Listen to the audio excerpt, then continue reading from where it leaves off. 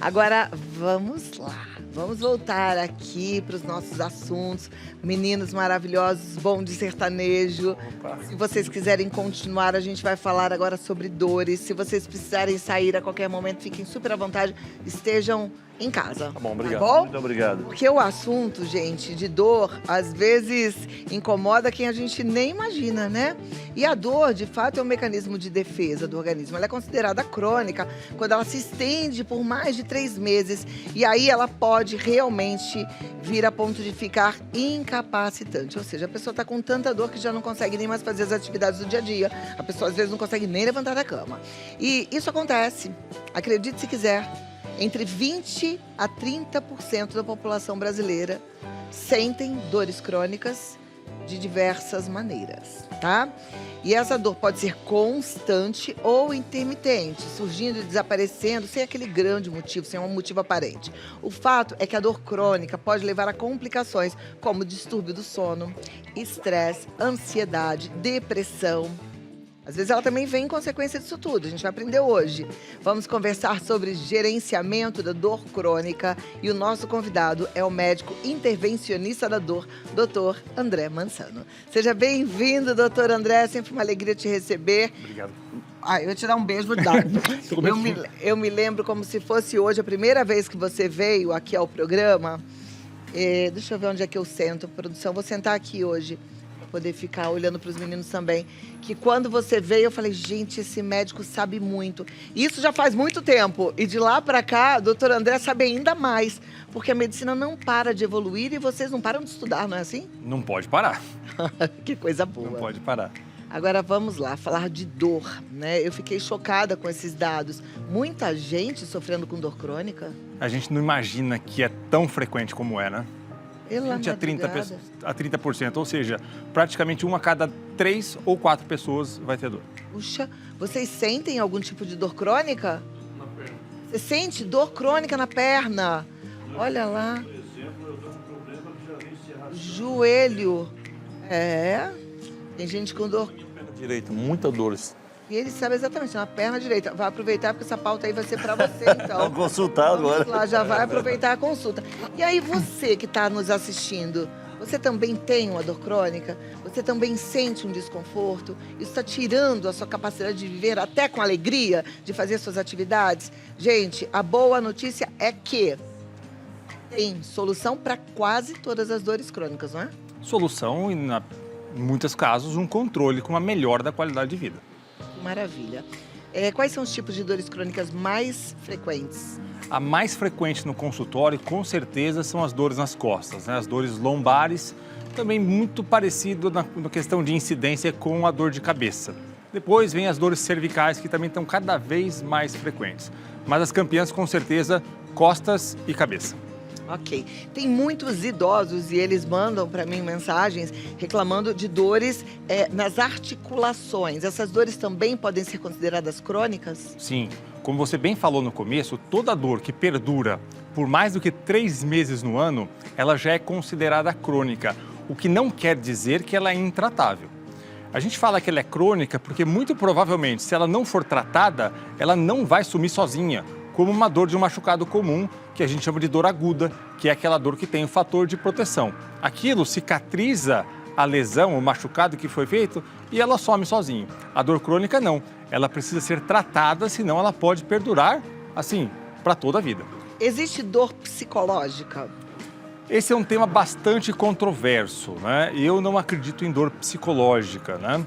Agora, o que existe muito é dor psicossomática. Isso é um pouco diferente, aliás, é muito diferente da dor psicológica. A dor psicossomática é a dor que tem uma interferência, por exemplo, do estresse. Isso quase toda dor tem, porque a gente sabe, por exemplo, que o estresse, ele sensibiliza as vias da dor. Ou, por exemplo, num quadro de dor muscular, ele contrai ainda mais a musculatura, em especial da região cervical e do rosto, causando ainda mais dor. Então, essa influência do estresse na dor, ela é quase que universal, vai acontecer. Mas isso não quer dizer que a dor é psicológica, ou seja, que a dor é da cabeça do paciente. O que acontece muitas vezes é que, ao não achar uma causa para a dor, nós acabamos eu não acredito nisso, mas muitas pessoas acabam colocando a culpa, entre aspas, na cabeça do paciente. Eu, particularmente, acho isso muito equivocado. Perfeito. Os nossos convidados hoje, os nossos cantores, relataram dores, né?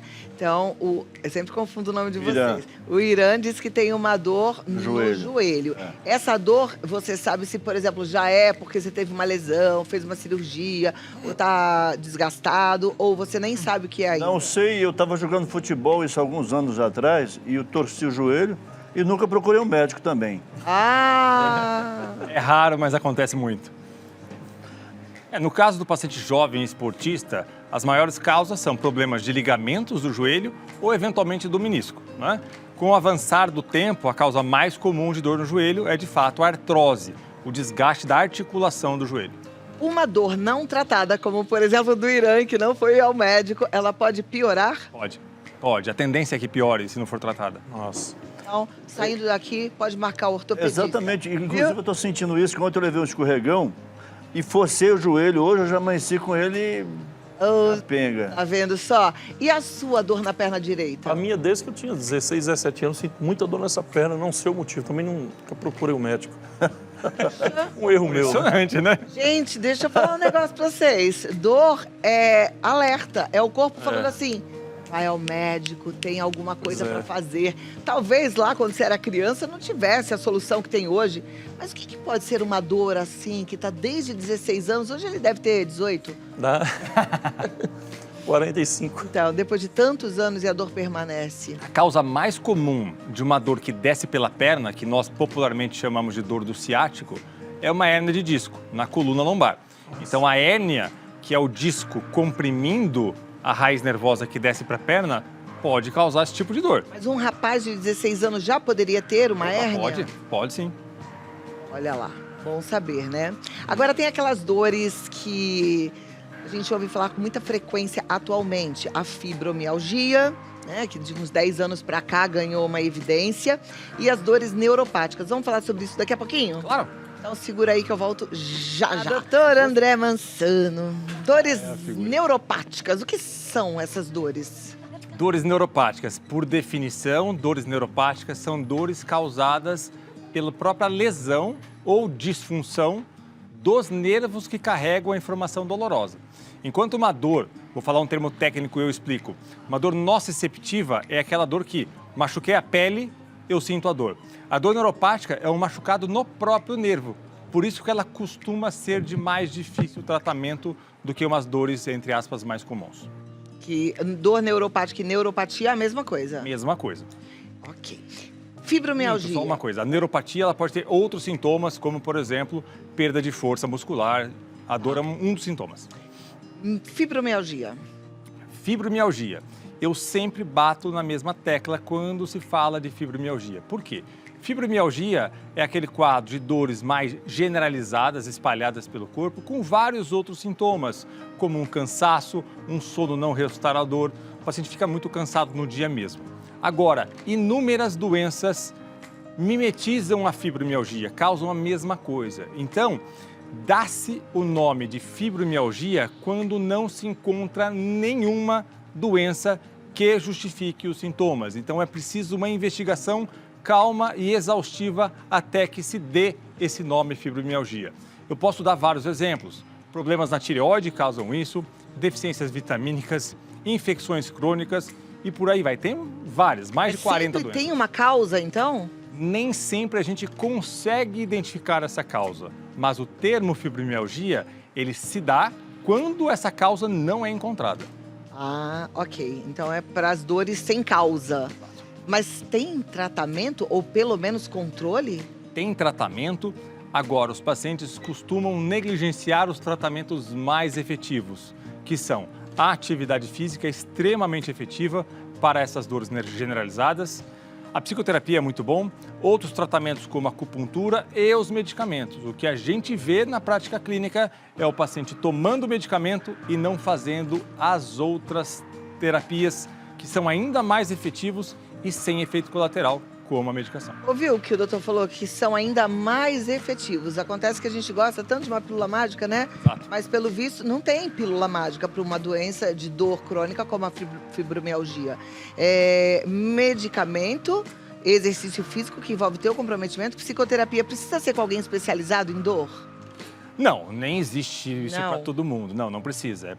Um bom terapeuta, obviamente, dá conta do recado. Você falou exercício, psicoterapia, acupuntura. É muito A interessante. acupuntura funciona, então. Funciona. E o medicamento? Que tipo de medicamento, que classe de medicamentos trata a fibromialgia? Duas classes principais de medicamentos. Uma é a classe dos anticonvulsivantes.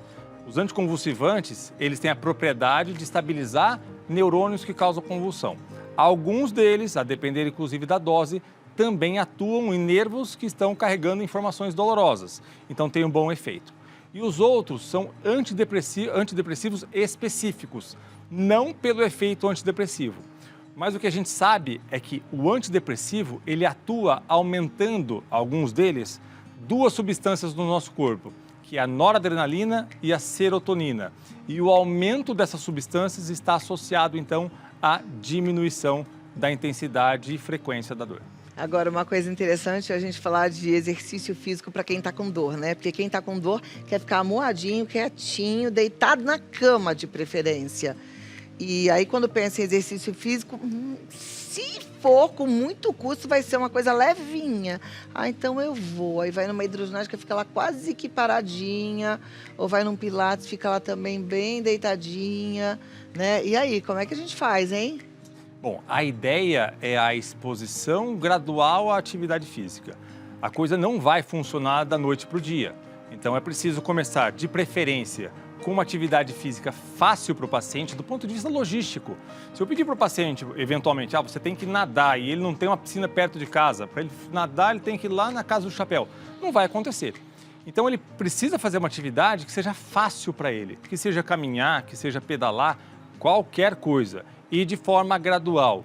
Agora, o que ajuda muito esse tipo de paciente é, de fato, um apoio de família ou um apoio, eventualmente, de amigo, que literalmente vai arrastar esse paciente, principalmente no começo. Arrastar. Agora, o meu amigo que provavelmente tem aí uma hérnia e que tá com essa dor na perna, como tem muita gente assistindo agora o programa que tem essa mesma dor, o que tem que fazer? Bom, pacientes com hérnia de disco têm que fazer obrigatoriamente uma boa fisioterapia. Esse é o primeiro tratamento e normalmente só esse tratamento já vai resolver grande parte dos problemas de hérnia de disco. Quando isso não dá conta do recado, nós podemos lançar mão de alguns procedimentos. Por exemplo, uma infiltração guiados por um raio-x digital no nervinho comprimido pela hérnia. Em último, do último caso, cirurgia. Tá? Esse é o último caso. Cirurgia de hérnia. No caso do joelho, tem que fazer ressonância magnética. Qual o procedimento que deveria... O primeiro passo, com certeza, é um exame clínico, né? Porque o exame físico vai nos nortear para saber se o problema tem mais chance de ser ligamento, se tem mais chance de ser menisco ou artrose. A partir disso, a gente consegue escolher entre um raio-x, eventualmente uma tomografia ou a própria ressonância magnética, que é, de fato, o exame complementar que nos dá mais riqueza de detalhes com relação à estrutura do joelho. Perfeito. Obrigado.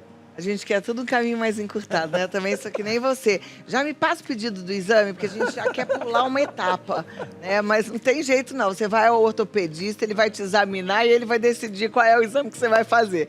A gente está ficando muito rápido, né? A gente já quer ouvir todo o nosso WhatsApp na velocidade 2, quer pular a consulta do médico, não é assim, doutor? É por aí. Daqui a pouco a gente volta com as perguntas e respostas, tá? Eu tenho uma pergunta aqui para fazer, vou deixar no ar. Agora é bem pessoal. Ser intervencionista da dor deve ser muito desafiador, porque às vezes a gente não vê o resultado. É ou não? Você me responde daqui a pouco. Tá bom? Doutora Andréa Santos, você já respondeu um pouquinho, né? É desafiador demais ser intervencionista da dor, né? É muito desafiador e a gente carrega essa expectativa junto com o paciente da melhora do tratamento. E quando essa melhora não acontece, a gente fica assim bastante frustrado, é bem verdade, e às vezes, infelizmente, acontece. E aí eu fico pensando, porque eu perguntei isso, porque muitas vezes não está só nas suas mãos. Se o paciente não fizer a parte dele, Não adianta. Exatamente. E o paciente que está com dor, ele não quer fazer nada e precisa, né? Precisa romper esse ciclo vicioso que só piora a situação. O Irã precisa ir ortopedista. Aliás, os dois precisam ir. Eles, eu vou dizer o seguinte, É o papel de vocês, hein? Vocês nem imaginavam, vocês achavam que vocês vinham pra cá pra cantar, mas era uma pegadinha, era só pra dar um puxão de orelha pra vocês cuidarem da Isso saúde. é perfeito, eu acho que precisa mesmo. Precisa, com certeza. Brincadeira. A gente vai até no limite, né? A todos nós, gente, somos iguais, né? Mas a gente não pode ser assim. Por isso é que eu tô aqui pra puxar a sua orelha, viu? Você que tá em casa também. A Giovana Trigo pergunta o seguinte: é possível se viciar em remédios que sejam relaxantes musculares? Giovana, não, relaxante muscular ele não vicia, né? A classe de medicamentos que nós utilizamos para dor crônica, que tem o potencial de fato de adição, de vício, é a classe dos opioides, que é a morfina e os derivados da morfina. Esses sim, eles têm um potencial de adição e a gente precisa utilizar com cautela. Maravilha. Próxima pergunta lá na tela. Deixa eu ver de quem é. Obrigada, Giovana, pela sua participação, viu? A Felipe Pérez quer saber, doutor, boa tarde. Além de medicamentos, o que mais pode ajudar na dor? Vamos repetir, então. Vamos repetir, porque isso é muito importante, é importante que fique bem claro. Então, vamos lá. A atividade física, se a gente for escolher um tratamento, é a atividade física.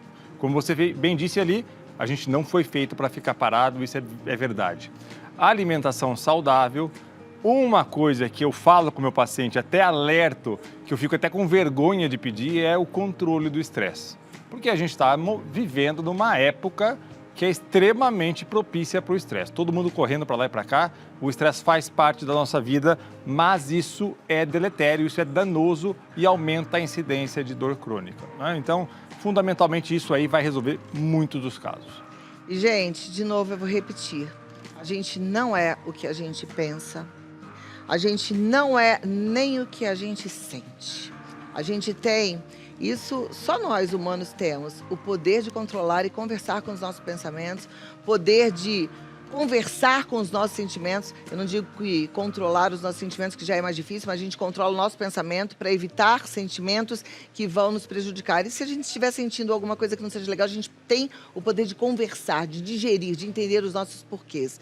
Então, de verdade, vamos cuidar da nossa cabeça, vamos procurar fazer as atividades que vão trazer benefício para a gente, para tentar ficar longe do estresse. Existe gestão do estresse, tá? Não esqueça disso. Alex Irã, né? Toda hora, o Alex é você, o Irã é você. Vocês controlam bem o estresse de vocês? É difícil, né? Difícil. Ansiedade, é um misto de tudo, né? É. E a gente viaja muito, lidar com muita gente, então acaba que, né, um pouco estressado às vezes. Eu imagino. Por isso é que eu acho que criaram um fone de ouvido. Coloca um fonezinho no ouvido, ouve uma musiquinha calma, ou só um ruído branco, relaxante, fecha os olhos e fique em paz. A gente precisa desse tempo de paz, né? Obrigada, Felipe, pela sua pergunta. Vera Campos, tenho dores no joelho há muito tempo e sempre tive essa dúvida. Pode me responder? Para ajudar na dor, seria melhor repousar ou movimentar o corpo? Exercícios físicos ajudariam? Movimentar o corpo com toda certeza. Mesmo que seja no joelho, doutor? Mesmo que seja no joelho. O tratamento mais eficaz, por exemplo, para uma artrose no joelho, é o fortalecimento da musculatura relacionada ao joelho em si. Tem um dado muito alarmante que é com relação ao peso. A redução de 5 quilos no peso corporal diminui em 50% a chance do paciente ter artrose do joelho. 5 quilos. Olha, diferença enorme, né? Agora, sempre que for fazer exercício físico, por exemplo, você está com dor no joelho, é muito bom que você tenha uma boa orientação, para você não sobrecarregar mais esses joelhos se não passou antes no ortopedista. O ideal é passar no médico para ver o que está acontecendo ali, né? Obrigada, Vera, e busque ajuda. Você vai de mão dada com o Alex. Bruno Oliveira, qual a diferença de dor crônica e dor aguda? Boa pergunta, Bruna. Então, assim, dor aguda é aquela dor que dura pouco e ela está relacionada a um machucado e aquela lesão daquele tecido do corpo. Ela serve como proteção. Vamos ao exemplo clássico: queimei a perna, o cérebro recebe essa informação e fala: eu vou gerar um comportamento protetor para esse indivíduo que está sofrendo a dor. Para isso que serve a dor aguda. Então, o que eu vou fazer? Vou tirar a minha perna do fogo e não vou deixar ninguém chegar perto dessa perna. né? A dor crônica, ela perde esse benefício, porque tudo já cicatrizou e ela está lá, só incomodando. Ela só serve para incomodar. Eita, nós. Obrigada, Bruna. Próxima pergunta lá na tela. Fátima, quero saber se a neuropatia que eu sofro tem cura ou se vou sofrer a vida toda. Tenho 53 anos, pareço uma velhinha de bengala, nem ando direito. Meus pés entortam e caio. O meu caso é crônico.